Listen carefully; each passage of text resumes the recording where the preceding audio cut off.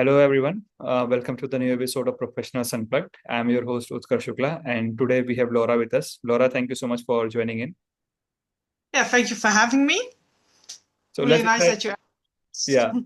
so sorry to cut you. But yeah, let's start with a very basic question. Can you please introduce yourself to our audience, like who you are, what work you do? Yeah, my name is Laura Koppes and I'm a 38-year-old from Holland.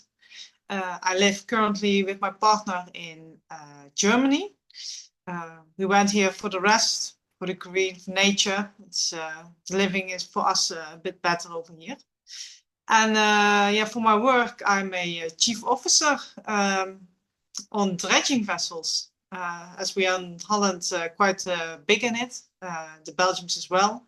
We have a lot of dredging companies, and yeah, we have to keep the land dry. That's how it started, of course. And yeah, I'm doing this for now almost 19 years next month.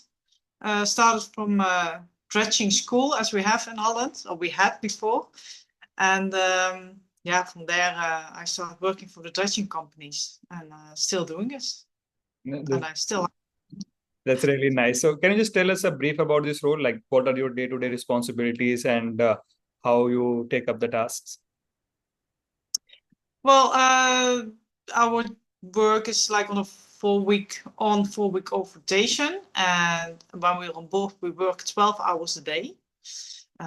Well, as a chief officer, you're in dredging, you're responsible for your watch keeping, for the safe navigation, for the safety on board the vessel and the crew, the maneuvering of the vessel, yeah, and everything that comes with it. Of course, you know, if there's something broken, we repair it together, especially the deck equipment, the dredging equipment. This is mainly for the people working on the deck or on the bridge.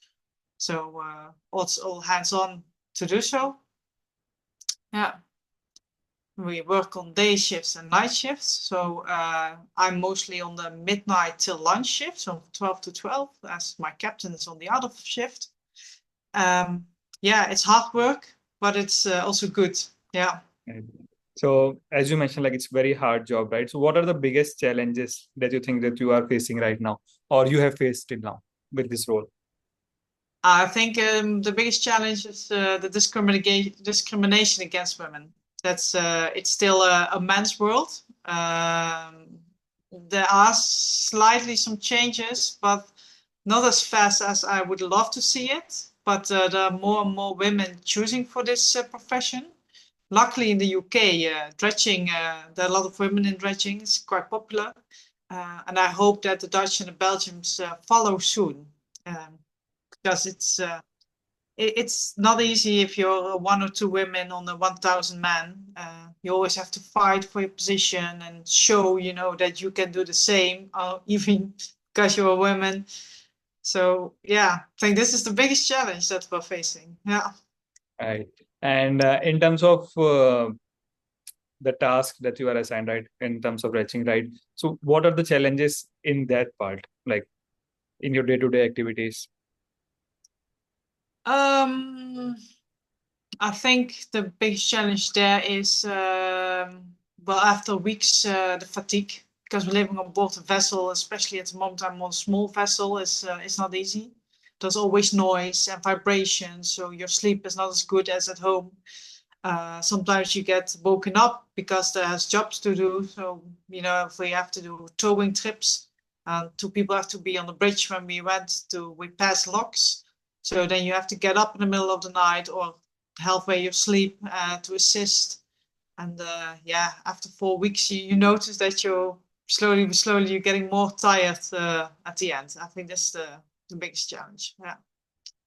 And any stories that you like to share from your journey till now? Oh, I thought about that question a lot, but I'm not sure if I have any good stories to tell. Yeah. A story can be any, not required to be a good story, like any incident or anything that has happened while this job, you can also share it. Well, I can share something that recently happened. That we were on a towing trip, and we made a plan, and we knew there was a storm coming up, and captain and me, we agreed that we would pass, we would move on. We passed until England, and then when we arrived in England, we would go into a harbour to seek shelter. And this was an excellent plan, and it worked all fine until we reached the British coast, and that they refused us to come inside the port. So then we thought, you know what, there are more harbors, so we asked another harbor, and they refused us. And then we wanted to ask one more, and they refused us. And finally, we ended up in a really, really, really bad storm Eowyn, waiting outside at sea under the coast. That was spectacular. Luckily, nothing went wrong, but this was, this was really a reality check on how bad it can be. Right, correct. And talking about your life, like at this stage, you have been working a lot with this role, right? So, what is your dream right now? My dream. Yes. Well, my dream privately is to own a farm. I want to have a nice farm with a lot of animals around the house. But as long as I do this job, of course, it's not really possible to be there for the animals. About the work, it's not really, let's say, dreams, but there are a few things that I still really like to do, and but I think it's more about how to say, upgrade your knowledge. Make sure you do some studies for your profession to be. Wait, how to say this? To be. You can choose that if you don't want to do this job anymore, that you can do something else. So for one side, I wanted to get my hoisting license, to operate cranes, and I want to get my driver license for trucks. That's something I really, really like to do, but I have to do step by step, of course. Yeah. And last but not the least, what's the advice that you follow in your life and the one that you like to share with our audience? Sorry, come again? What are the advice that you follow in your life and that you like to share with our audience? Any advice? Yeah. Keep on studying. Just don't stop when you finish your school. Even you're working. Keep challenging yourself. And I think also a thing that happens now, especially here in Holland a lot, is that people want to climb the ladder really fast. They want to be, with 30, they want to be the director of the company.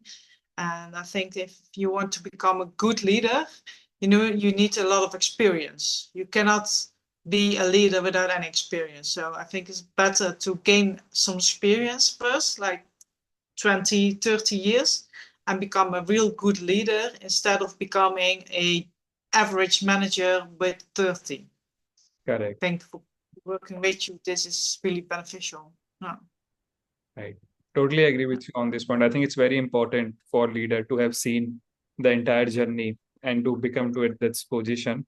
It's very important to see like how the things look like from the ground level, right? So it's really important. Yeah. It's really, yeah. So Yeah. I think thanks, Laura. We are done with our questions, and it was really lovely to know your journey. And we hope you achieve your dream soon. So thank you so much. Thank you very much for having me. It's really nice to do so. Thank you.